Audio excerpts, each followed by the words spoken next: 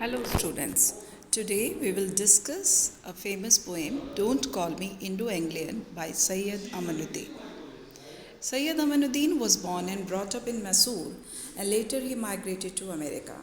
This is the reason that his poetry unifies Indian clarity and American modernity.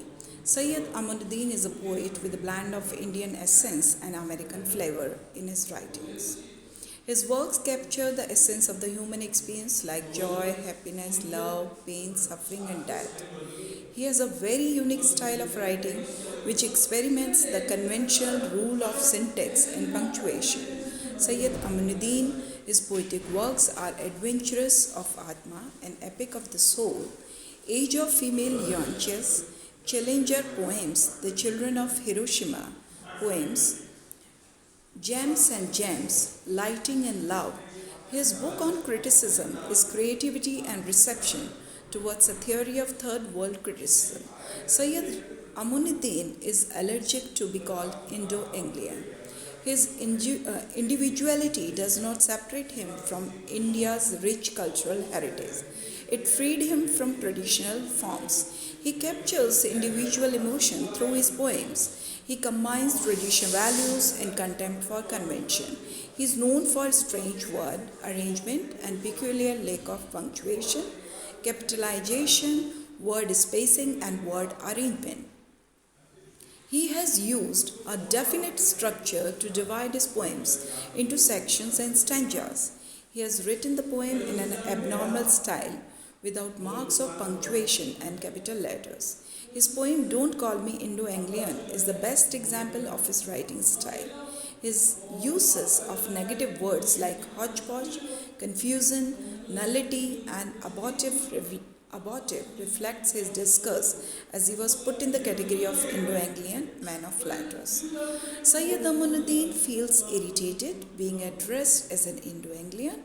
In a speech pattern, he designates the word Indo-Anglian as a hodgepodge of the culture, which suggests lack of belongingness to either of the cultures. It seems he feels illegitimate when somebody assigns him as Indo-Anglian and it aborts his identity as an individual.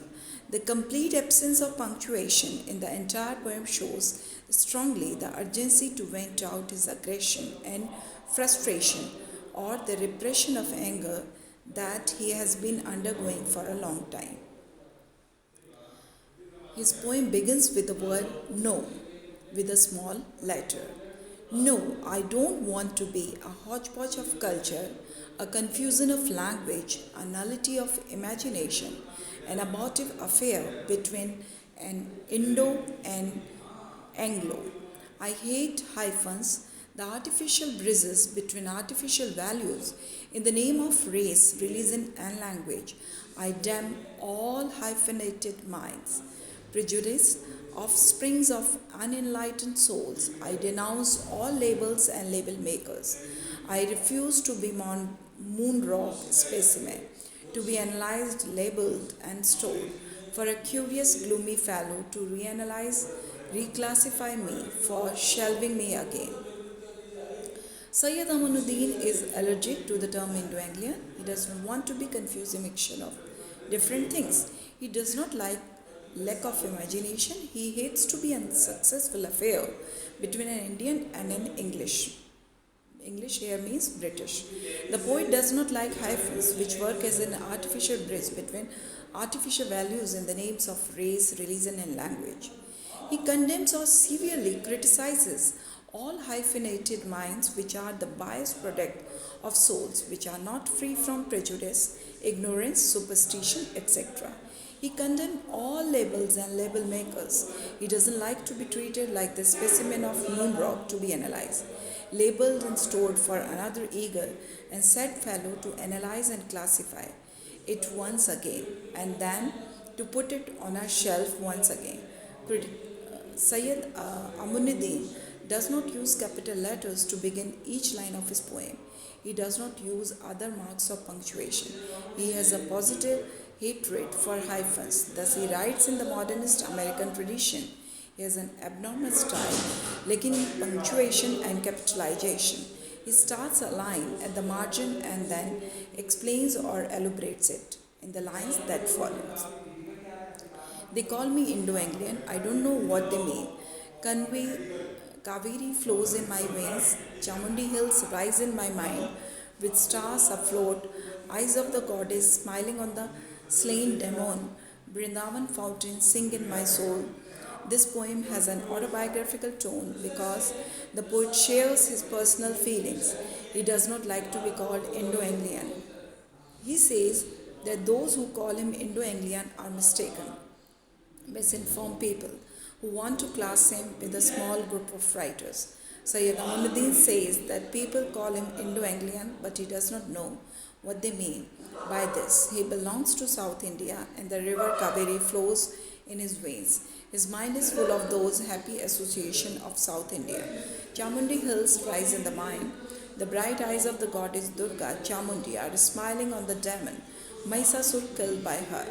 The colorful Brindavan garden fountains of Mysore fill the poet's soul with music.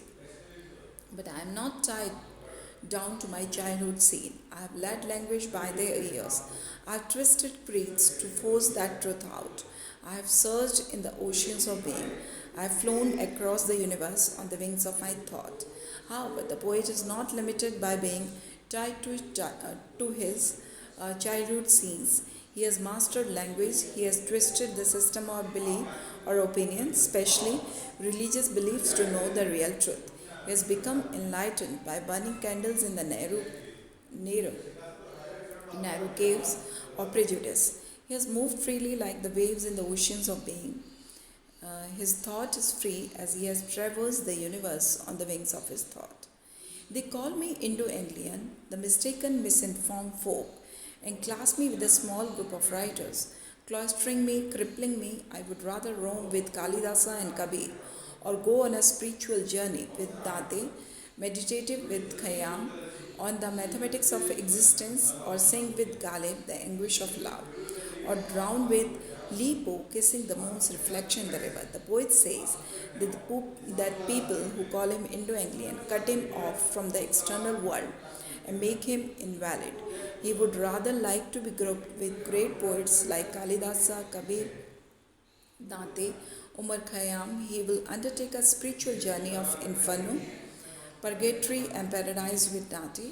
He will like to meditate with Omar Khayyam on the mathematics of life and sing the painful songs of love with Ghalib. He will drown with Lipo kissing the moon's reflection in the river.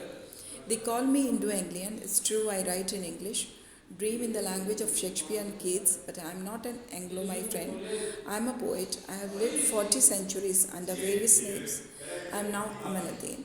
Finally, the poet says that although he writes in English, dreams in the language of Shakespeare and Keats, yet he is not Anglo, English or British.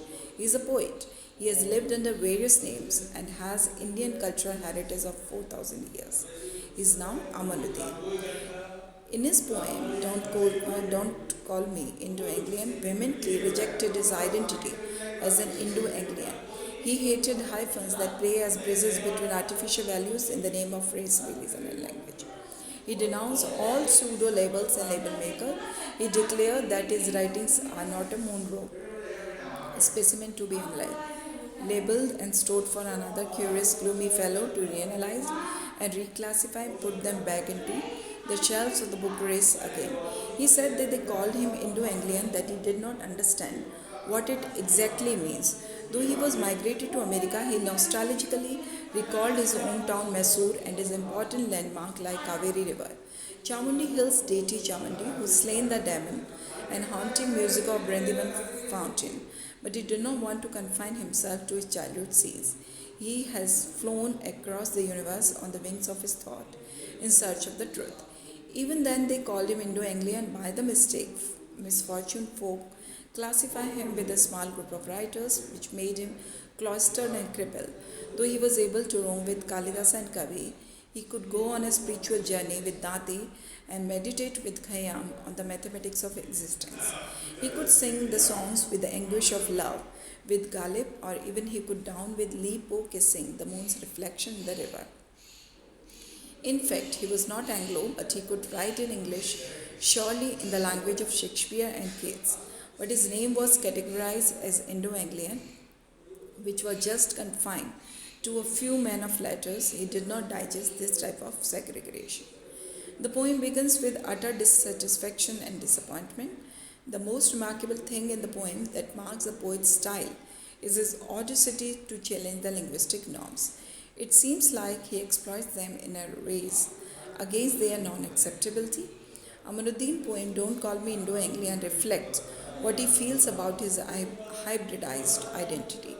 The sense of loss of belongingness haunts his identity, which finds no satisfaction when Amanuddin finds his identity as poet. His diasporic identity vanishes with the declaration and makes him a universal personality. Thank you, students.